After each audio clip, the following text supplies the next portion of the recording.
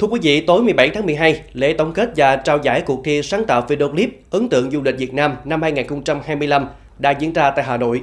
Cuộc thi đã nhận được gần 1.000 tác phẩm dự thi, khẳng định vai trò then chốt của truyền thông số trong công cuộc xây dựng thương hiệu và tăng tốc phát triển du lịch Việt Nam.